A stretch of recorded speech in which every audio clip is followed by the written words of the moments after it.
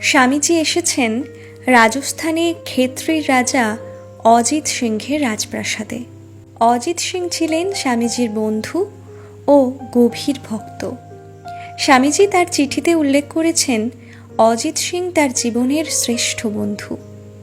চিকাগো ধর্মসভায় যাওয়ার খরচের একটা অংশ তিনি বহন করেছিলেন।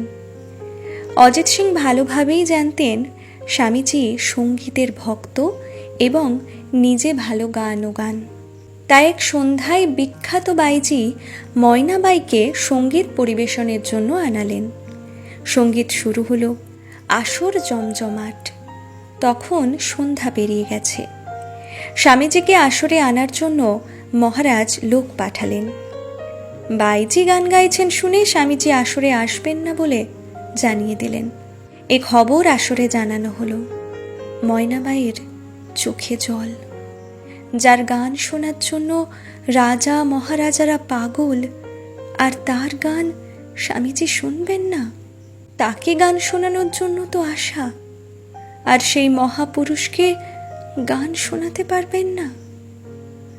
বাইজি তখন অশ্রু ভরা নয়নে যে গান ধরলেন তার অর্থ, প্রভু, আমার দোষ ধরো না, আমি তো খারাপ, কিন্তু তুমি তো সমদর্শী, সবাইকে সমান দৃষ্টিতে দেখো, তুমি কেন এমন করবে?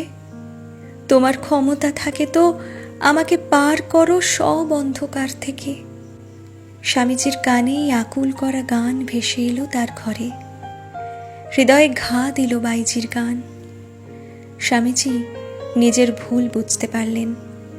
আসরে এসে বসলেন। বাইজি অবাক, অবাক রাজা ও বিশিষ্ট জনেরা। স্বামীজি সারা রাত ধরে গান শুনলেন। শোনা যায় আসর শেষে স্বামীজি বাইজিকে মাতৃ সম্বোধন করে ক্ষমা চেয়ে নিয়েছিলেন। এই ঘটনার পরের দিন থেকে আর বাইজি ময়নাবাইকে কোথাও খুঁজে পাওয়া যায়নি। সবাই আশ্চর্য হয়ে গেল, কোথায় গেল ময়নাবাই? এর বহু বছর পরে শ্রীরামকৃষ্ণ মঠ ও মিশনের এক সন্ন্যাসী ময়নাবাইয়ের দেখা পান। তখন বাইজি বৃদ্ধা। একটা ছোট ঘরে একটি ফটোতে পূজা করেন। ফটোটি হলো স্বামী বিবেকানন্দের। পাশে একটি গোপালের ফটো।